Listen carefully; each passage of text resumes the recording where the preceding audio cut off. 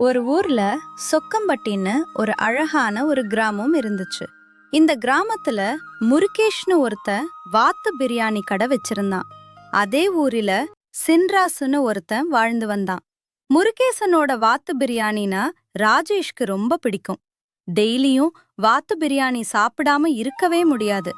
அப்படி ஒரு நாள் வாத்து பிரியாணி சாப்பிட்றதுக்காக ராஜேஷ் கடைக்கு போறான். அண்ணே, ராஜேஷ் அண்ணே, சுட சுட எனக்கு ஒரு பிளேட்டு வாத்து பிரியாணி கொடுங்கண்ணே.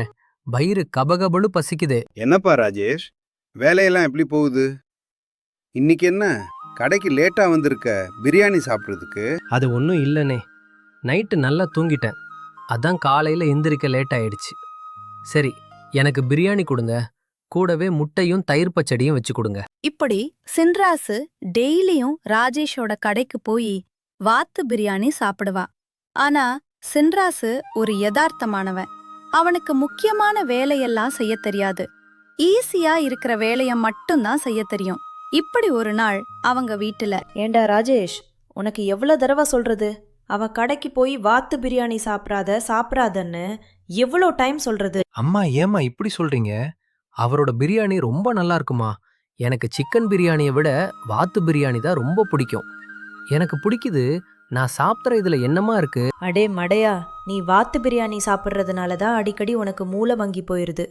அதனால தான் கஷ்டமான வேலையெல்லாம் உன்னால செய்ய முடியறதில்ல. இப்படி ராஜேஷோட அம்மா அவன் வாத்து பிரியாணி சாப்பிட்றனாலதான் அவன் ரொம்ப இன்னசென்ட்டா இருக்கான்னு நினைச்சுக்கிட்டு இருக்காங்க.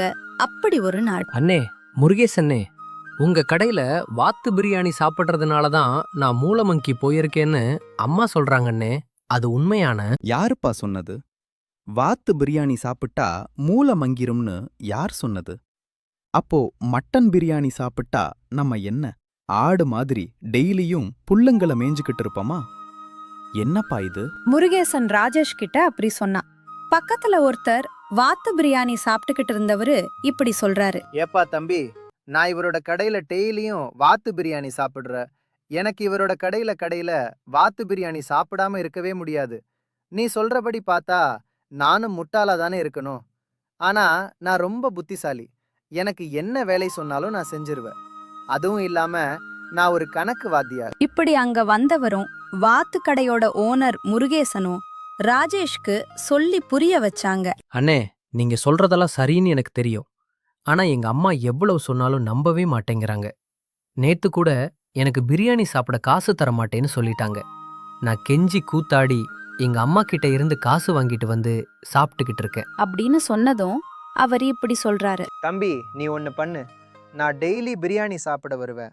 நாளைக்கு நான் ஒரு 10 மணிக்கு இந்த கடைக்கு பிரியாணி சாப்பிட வர. நீ என்ன பண்றேன்னா, நீ உங்க அம்மாவை கூட்டிட்டு இந்த கடைக்கு வா.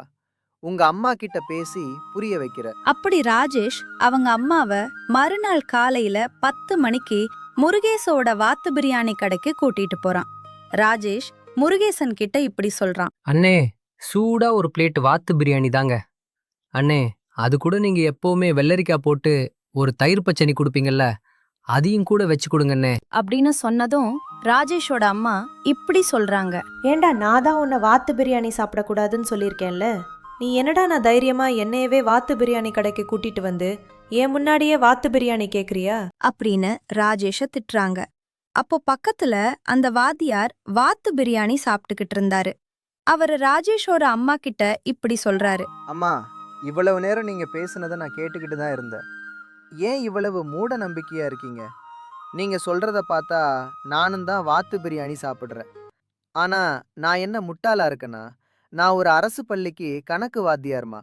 வாத்து பிரியாணி சாப்பிட்டா முட்டாளாவாங்கன்னு யாருமா சொன்னது? அப்படியெல்லாம் இல்லம்மா. நாம சாப்பிடுற பொருள் சுத்தமானதா இருக்குதான்னு மட்டும் பார்க்கணும். அப்படின்னு அவரு ராஜேஷோட அம்மாவுக்கு சொல்லி புரிய வைக்கிறாங்க. அட ஆமாங்க, இந்த சாப்பாடு சாப்பிட்டா அப்படி ஆயிடும், அந்த சாப்பாடு சாப்பிட்டா இப்படி ஆயிடும்னு நம்ம நினைக்கவே கூடாது. அது மாதிரி இருக்கக்கூடாது. நமக்கு பிடிச்சத நிம்மதியா சந்தோஷமா சாப்பிடணும். அதே சமயத்துல ஆரோக்கியமாவும் சாப்பிடணும். யார் என்ன சொன்னாலும் பரவாயில்ல, உங்க மனசு பிடிச்சத ஒரு பிடி பிடிச்சிருங்க.